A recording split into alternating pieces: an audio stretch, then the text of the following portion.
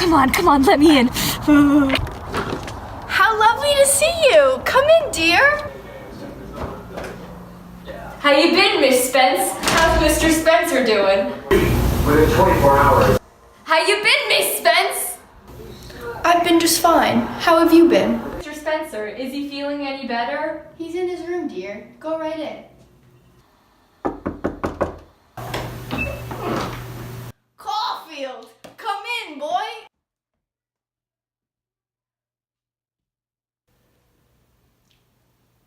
Have a seat there, boy. How's your grape, sir?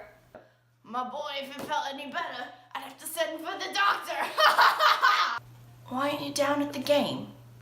I just got back from New York with the fencing team. So you're leaving us, eh? Yes, sir, I guess I am. What did Dr. Thurma say to you, boy? I heard you had a little chat. Yeah, we did. I was in his office for about 2 hours. What'd he say to you, boy? Oh, well, he talked about life being a game and how you should play it according to the rules. He was actually pretty nice about it. He didn't hit the ceiling or anything. He just kept talking about how life is a game and all. Life is a game, boy. It's a game that one plays according to the rules.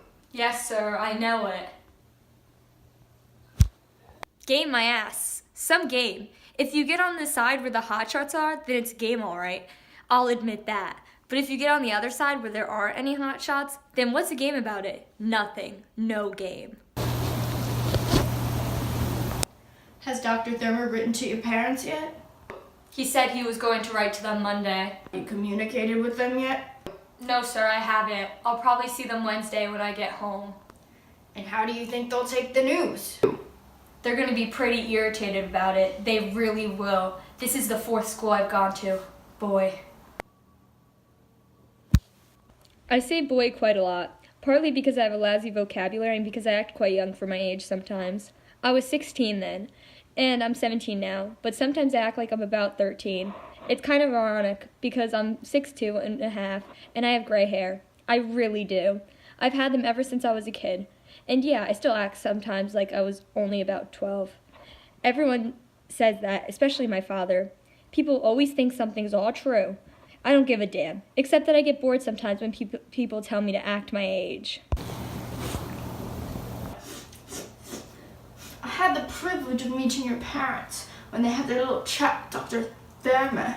They're nice people. Yes, they are. They're nice people.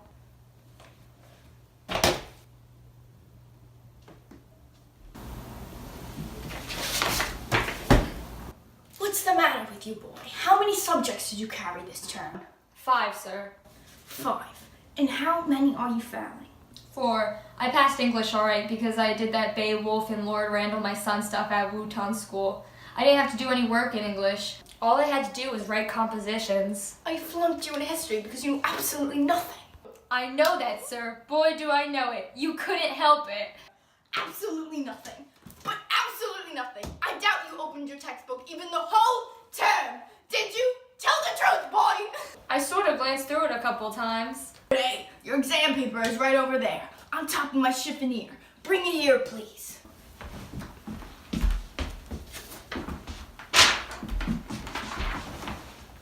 We learned about the Egyptians from November 4th to December 2nd. You chose to write about them in your optional essay question.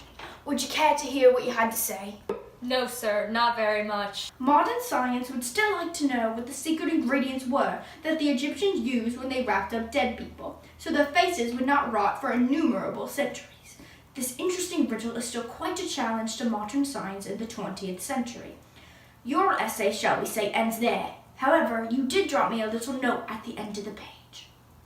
I know I did. Dear Mr. Spencer, that is all I know about the Egyptians. I can't seem to get interested in them, though your lectures are very interesting. It is all right with me if you flunk me, though as I am flunking everything else except English anyway. Respectfully yours, Holden Caulfield.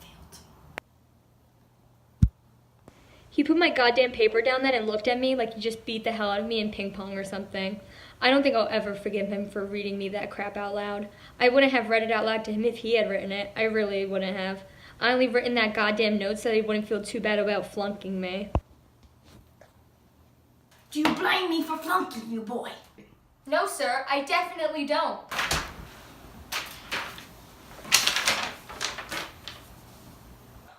you have done in my place? Tell the truth, boy. I could see he felt really lousy about flunking me. I told him I was a real moron and how I would have done the same thing and how people don't appreciate how tough it is being a teacher. However, during the whole time I was thinking about the lagoon in Central Park. I was wondering if it was frozen and where the ducks have gone. How do you feel about this boy? I'm very interested to know. If I'm not mistaken, you had some difficulty at your previous schools. I didn't flunk out at Elkton Hills. I just quit. I didn't feel like going into it. One of the reasons I left Elkton Hills was because I was surrounded by phonies. 10 times worse than Old Thermer. I hated that goddamn Elkton Hills. Do you have any particular qualms about leaving Pensy?